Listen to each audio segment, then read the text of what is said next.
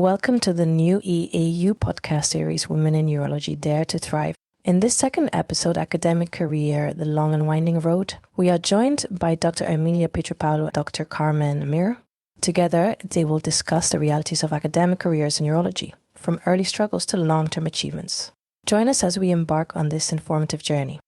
Hello, everybody, and it's a pleasure to be here for this episode. This episode is about academic career, and in particular about the long and winding road. My name is Amelia Pietropaolo. I'm a urology consultant specializing in the urology, and I work in a university hospital, Southampton, in the UK.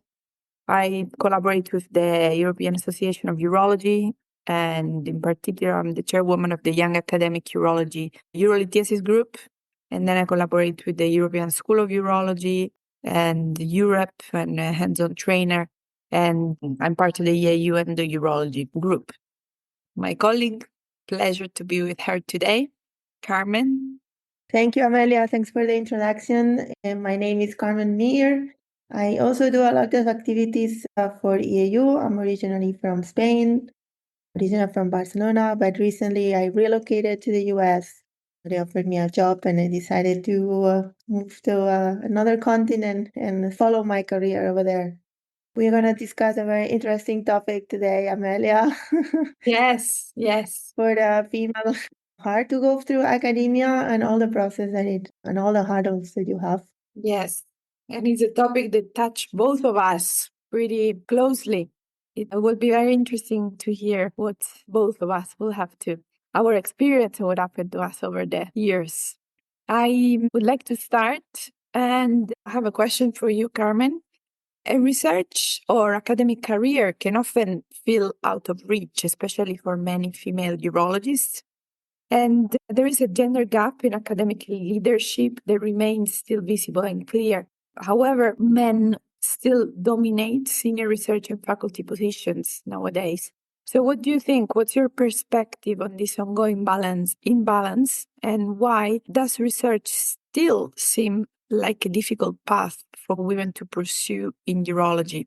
Very interesting question, Amelia. I have to say, I personally think that the gender gap in academic urology is still visible, but it's not necessarily because there is a lack of talent, obviously. The challenge is sometimes more of structural. Women still face a lot of barriers, such as fewer role models at senior levels, smaller professional networks, and sometimes the perception that going through academia track, it's less compatible with having a family or having a personal life. These factors, I think they make it more isolated and feel less accessible, I would say. At the same time, we see a lot of change, I would say. More women are entering in urology. If we look at statistics, at least in Spain, I think it's more than 70% of residents in urology are actually women. And initiatives within societies like EAU, in this case, are creating mentorship opportunities. They support visibility and they support structures that can help a female get integrated. What I think we need to keep working on is ensuring that we have equal access to these leadership positions, all these research collaborations, all the resources. So basically having female leaders that are visible with stronger networks and inclusive cultures can make a huge difference in all these academic careers. For me, again, the journey has been a little bit like the postcard says, long and windy, I guess for you as well, but also very fulfilling. I hope sharing this story can help younger colleagues to go for their academic ambitions. How about you, Amelia? Over the past few years, we have seen academic societies and conference organizers actively committing to improving this diversity. Have you seen a real trend on it? Is there a real difference from your point of view? Yeah, thank you. I fully resonate and agree on what you said before about gender gap. And indeed, I also agree that models, right, role models are key here, because younger urologists need to find some inspiration to relate to, which is key to build a more diverse future for the field. For this specific question and whether there is a real difference, well, I think finally we can see a real momentum around diversity, equity, inclusion in urology, especially in academic societies and at conferences. There is a bit more awareness now than years ago when we started, for example, and these changes are noticeable and they are encouraging, but I think this is not just represented by the names, some female names in the program, but it's also the topics and the perspective of the conferences and what is being discussed is changing. For example, there is more discussion about innovation, education, patient care. But I think what is very, very revolutionary is nowadays we talk about diversity. So we talk about it openly, is also on the agenda of the meetings. In the planning meetings, we do meetings to try to make sure the panel is diverse so everybody can bring their own experience, which I think this itself is already a step forward. So you remember when we were talking a few years ago about panels, which were only panels made by men, no? Yeah. And it's nice to see a bit of a mixed panels nowadays when there are not only white male, but also different gender, race, backgrounds. And this, I think, sends a message to say that there is space for everybody to contribute. And the key factor is representation. So if women don't see themselves represented in a panel or in research and leadership role, they will never try to get themselves in those positions. It would be very hard to imagine themselves in those positions. The only thing I wanted to add, if I see a real difference, I do, but sometimes I feel that this could be a bit of a research of an appearance. No, I don't know if this is also your view, but sometimes I see these panels with one woman just as a sort of to make an impact or to show some diversity effort. To do the checklist, you mean? Yes, like we've put a different one. Here we are. Now we can publish our program. This doesn't show like redistributing the power, redistributing the leadership, giving everybody equal opportunity. It's just to appear fair on the stage, but actually who talks, who makes the decision, who makes the influence, they're always the same. So maybe we need a bit more to make sure women could be leaders and part of the change rather than just appearing. I resonate with what you're mentioning. Definitely, sometimes you get the feeling that you just get the spot and just to check the list. Yeah. But I think it's a work in progress still. We're not there yet, definitely. We're not there, yeah. But it's a good start, let's say. But at least there's some change on the way. Yes. So continue to talk about the same topic. I have another question for you. So despite these efforts, many conferences, and as we said, senior academic committees are still overwhelmingly male represented. So why? What is the actual reason? Why do you think it remains difficult for women to reach position of academic influence? What are the barriers that still need dismantling? For me, there are several reasons. As I said, it's still a work in progress. Still requires a few more years. Probably at the end of our careers, Amelia, we can see the difference. But it will take some more time. I can say I've definitely seen an imbalance in my own career early on. As you said, if you attend a conference, there were all men. That can feel a little bit isolating, I would say. It also makes it harder to build a network that is so important in academia. I often feel like sometimes your male colleagues may have an easier pathway just because they have easier access to their senior mentors, or they were more quickly recommended for those spots. That's how it used to be. At the same time, things have improved, as I told you. I have had the possibility to have wonderful mentors, either both men and women, who supported and gave you advice. That's why I believe that mentorship and sponsorship are absolutely the key to overcome these barriers that we were talking about, along with a lot more transparent selection of flexibility in access and to research, and for more flexibility in your family life, we can make sure that the generation of women that come in urology, they don't struggle through the problems that we had. Definitely, as I said, mentorship and network are the most important things that I think that we need to overcome. Another problem that we sometimes face in Europe, I think, is that obviously we are very fortunate because we have what we call universal healthcare system to access, and it provides an excellent care. At the same time, these systems can sometimes be more structured and centralized, which means that there are fewer opportunities for physicians to carve protected time for research or to pursue what we would call unconventional career pathways that are not only clinical pathways.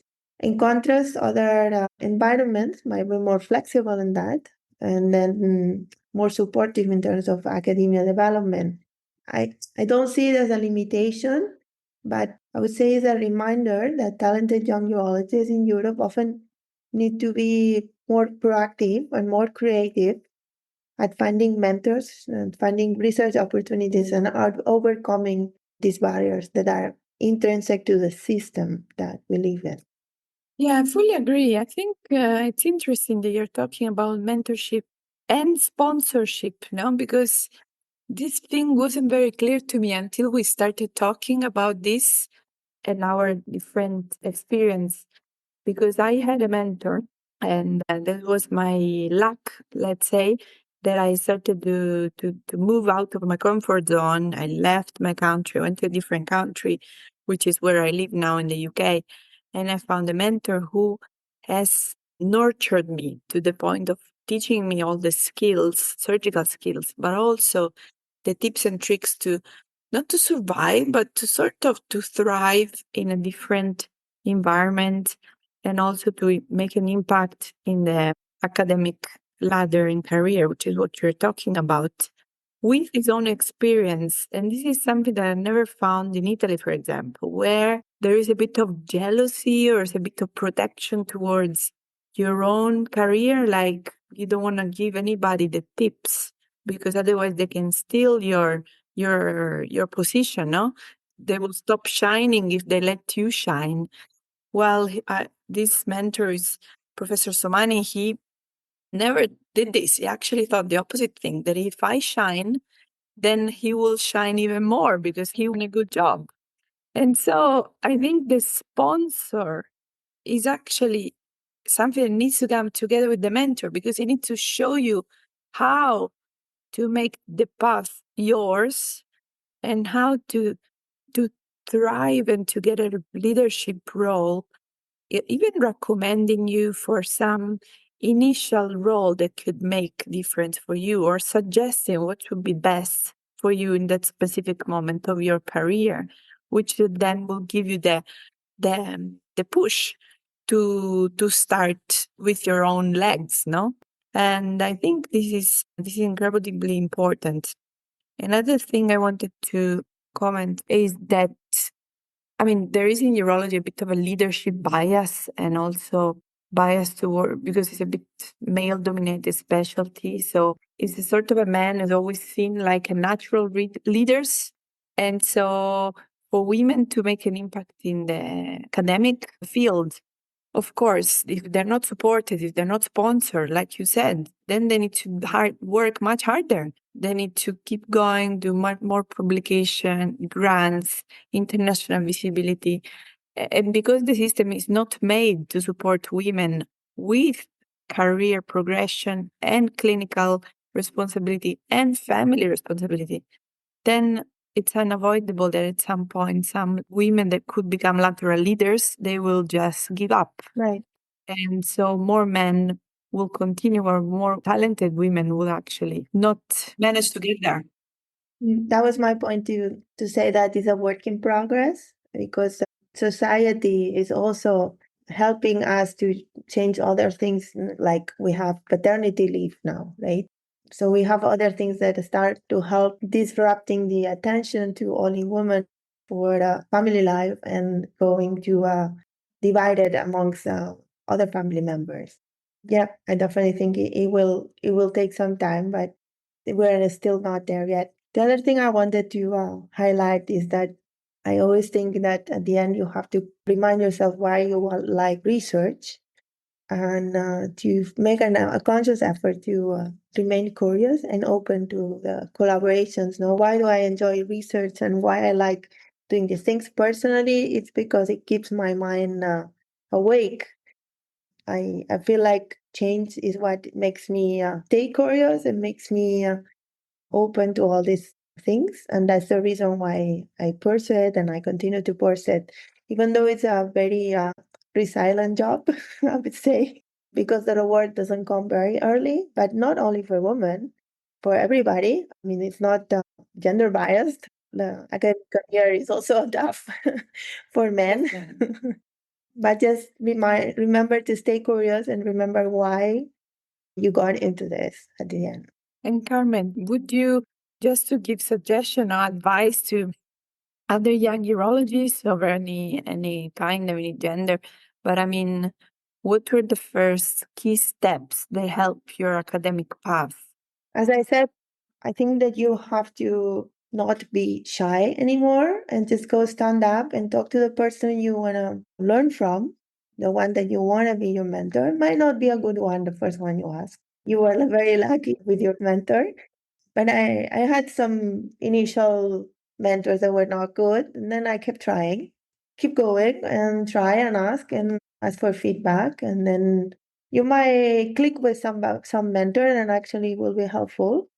And then take it from there. That would be definitely my key message. My other message would be networking, international networking, to be seen, to be exposed, to bring something to the picture constantly is extremely important, because this is part of academia networking.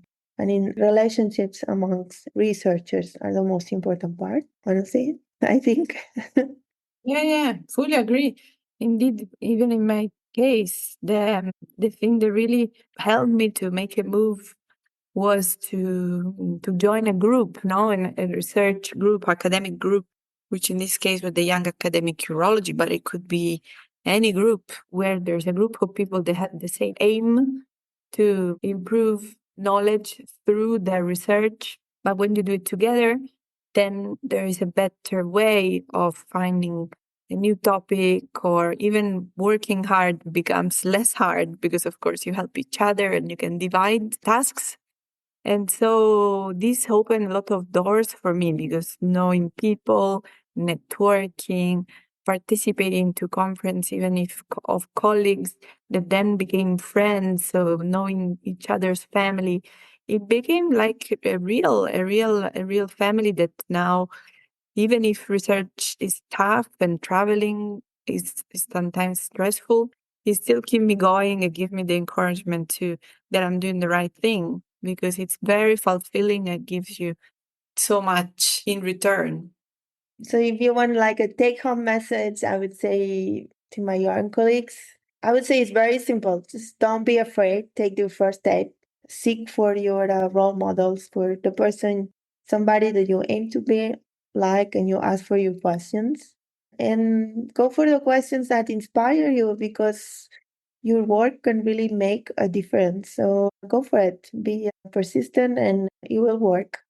Yes, and I would just add, and resonating what you just said, just go and look for, as you said, mentors, but also role models, inspiration, and go and meet them, because most of the time, these people have gone through the same struggle that you have gone through. So don't be demotivated and depressed if you don't see a person exactly like you representing that conference or that meeting.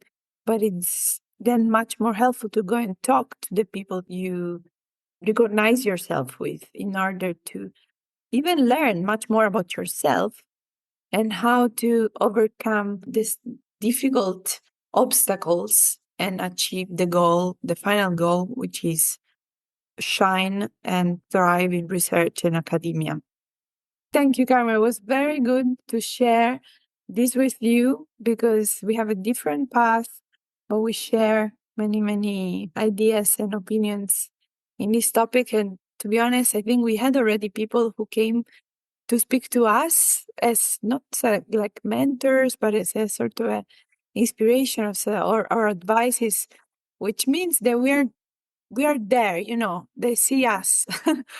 I don't know if they're role model of we are getting there, but it's good to be there. And if any of who's listening to this podcast wants to share even just personal experience, we would be happy to. Thank you so much for the invite, and we hope to meet the next meeting. Yes, definitely. Not too far away. Thank you. Thank you. Thank you for this insightful episode. We are sure our listeners enjoyed it. To keep up with the latest EAU podcasts and stay informed on urological advancements, be sure to subscribe to our EAU podcast channel on your favorite podcast app. Until next time, keep learning and stay inspired.